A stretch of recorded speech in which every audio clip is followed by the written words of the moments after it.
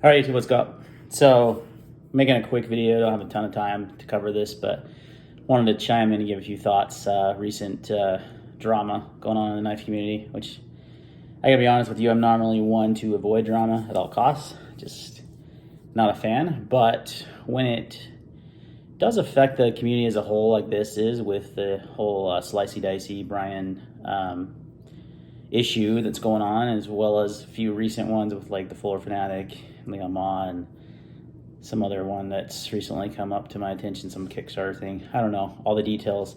Like I said, I try to avoid those situations, but Super Steel Steve did just post a video recently, I think yesterday or today, about calling out all basically knife community influencers, and I do obviously fall into that category. So I wanted to make a video, just give you my thoughts on the whole situation.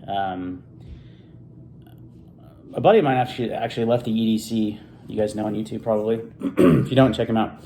He kind of talked about it a little bit, made quick comments, and he was kind of basically saying, look, he didn't really have a fight in the battle, but he wanted to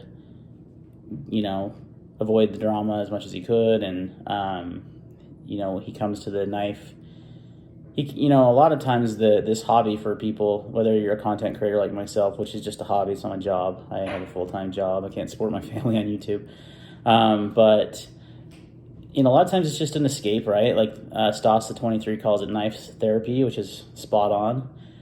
It's an escape from the real world for a lot of people, so to speak. It's their hobby, they enjoy it, and they like to be part of the community.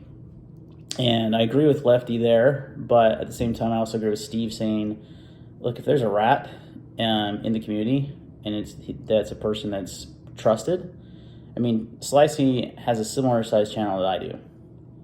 And not that we have these huge channels and we're not, I don't care really about that. Again, I'm not like tooting my own horn or anything, but we do have some influence, right? It's true, whether it's, you want to be pretentious about it or not, it's true.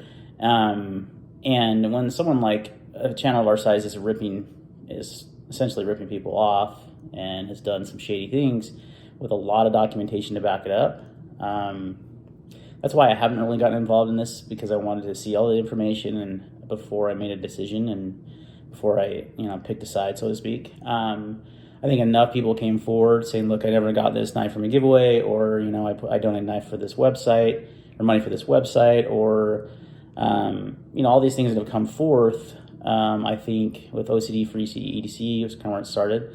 There's enough evidence out there to me to say, look, and Brian's actually admitted he made a mistake, right? His apology was a little cringy, and now it's been taken down. I think it's like a classic situation of someone calling you out for your bullshit and you getting caught and you making a decision, an apology. Was it sincere? I don't know. It's hard to say. I don't know Brian personally. I've had very little interaction with him. I had some in the past, but not very much. And I had really no opinion one way or another about him as a person until now, obviously. But I do agree as a whole. Like, again, I don't have much to say on this because I just try to avoid the situation. But I do agree with Steve on we need to make sure that we're all passionate about this community, right? It's very similar to the Second Amendment or the gun community. I'm a big part of that community as well. And sometimes you have shady people that do shady things and they need to be called out for their stuff. That's essentially what Steve's doing. A lot of people are saying, joining or going on Slicey's side and Steve's a bully and all this kind of stuff. And I think, no, he's just someone that's passionate about our community and doesn't want to see his friends and people in this community get ripped off by someone. I think that's really what it comes down to. And I support him for that. And I 100% agree with him.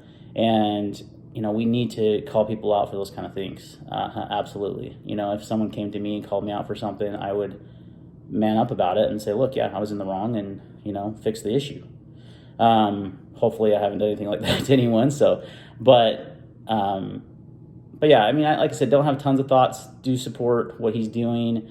As far as what Steve's doing. And a lot of people are calling him like this loud voice. And I'll be the first to admit Steve's that's him. He's a loud guy, that's okay. He's passionate about this hobby and about the community, and he wants to protect it. And I respect that 100%. So I think we should call people out for their crap like this, especially, bigger channels. And I wanted to just give a couple thoughts on the situation and hope that, that Brian does the right thing and makes it right with everyone. I guess some people have commented and said he has reached out to him and he has, tried to make it right. But at the same time, like what Steve said, I don't think he's going to be able to make it right with everyone. And sometimes people get put in those situations where they kind of bite off more than they can chew, which Slicey did say he did. But is that an excuse, or is that, the truth? I don't know. So anyway, guys, like I said, didn't want to spend too much time.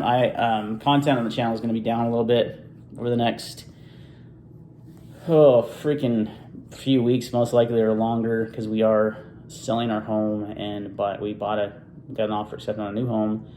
Have to sell ours now to move, and we're not moving for a few months, but just a lot of stuff going on, so you may see a drop in content and because of that. So do apologize about that.